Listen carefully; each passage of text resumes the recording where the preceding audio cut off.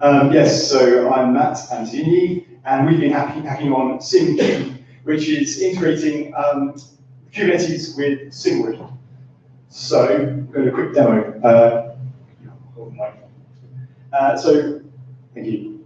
So this is the Kubernetes dashboard. So this is basically Kubernetes is a way of managing containers. Containers are a bit like lightweight virtual machines. So I can quickly spin up new services like the free switch, which is what we're going to do in just a moment. I can do that through a GUI, but I'm actually going to do it through a command line to save some typing. But just to show what the configuration looks like, so I've got a load of configuration for free switch, and then I've got I think the stateful set, which basically says and then run it. So I'm going to run that from here, regular version.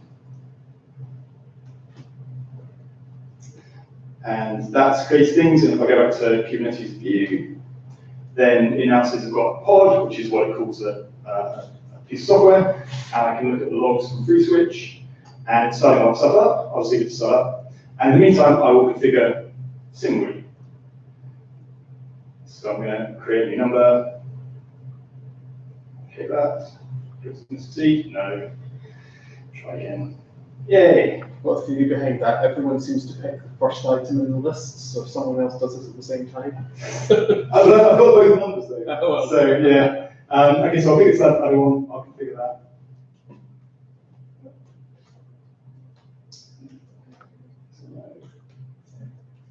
I'm giving it SIP number, SIP URI, and that's the.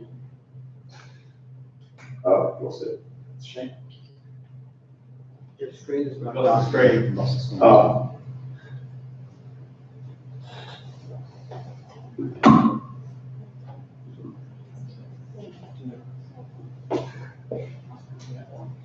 Try and switch it again.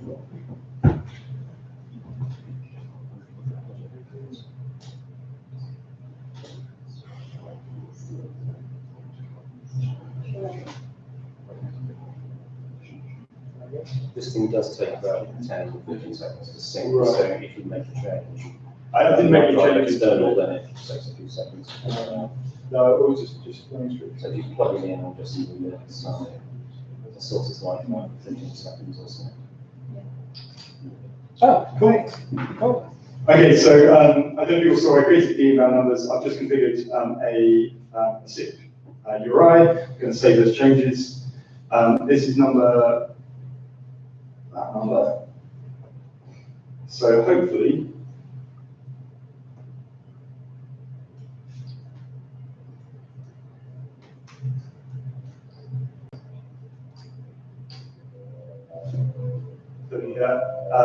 it's playing the Tetris theme tune because that's one of the default things that free switch does. But this isn't the fancy bit. Save the records for now. That was all quite tedious. I had to do all that configuring SimWood by hand. I'm just going to quickly unconfigure it and then show you how much simpler life could be. Numbers.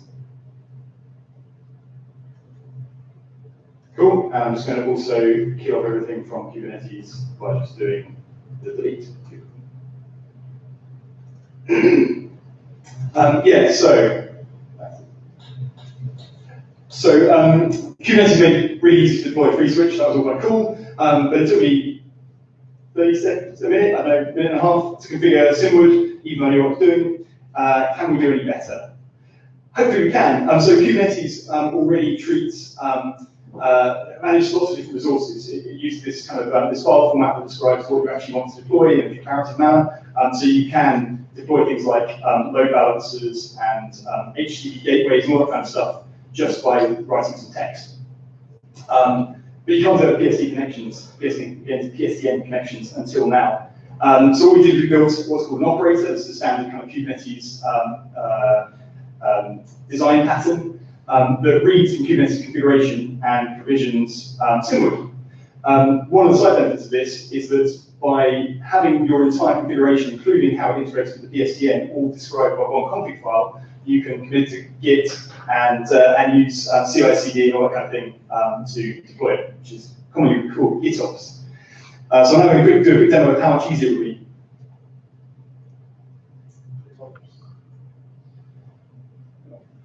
switch.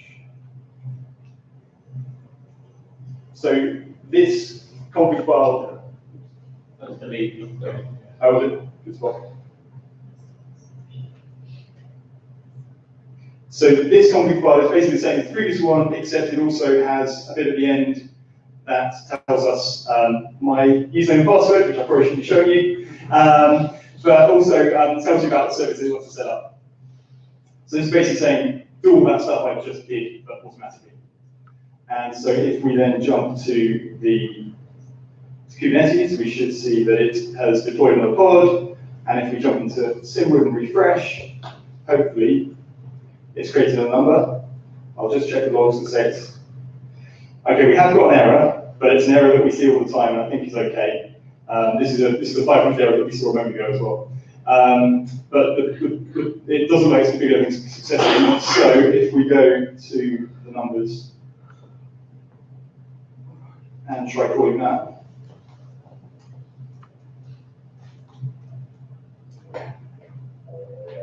we have the. Thank you very much. And then, yes, in terms of what we've done,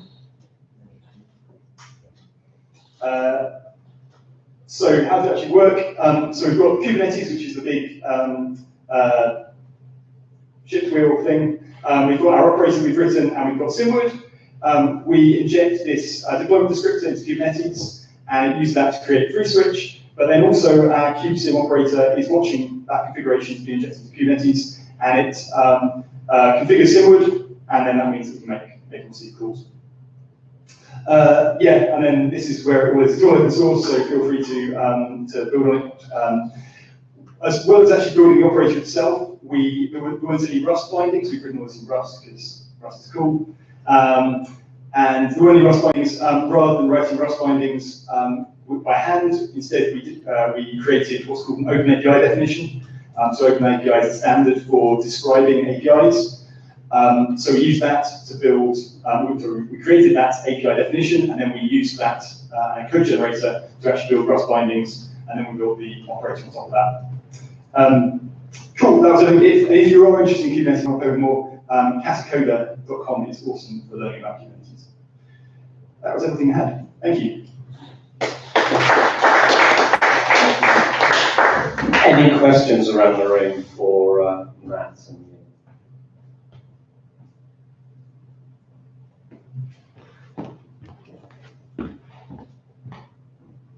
Do you think the Open API binding to be useful for Steve's Node API library? Yes, you can generate. Thank you. Yes, so you can generate Node bindings from OpenAPI, you can generate Python bindings, you can generate C++, Java, all sort of things. I actually wrote the Rust version of the OpenAPI generator, so I think the Rust one's the best. But yeah, you can do the same thing across different languages. Cool. Thank you. Thank you.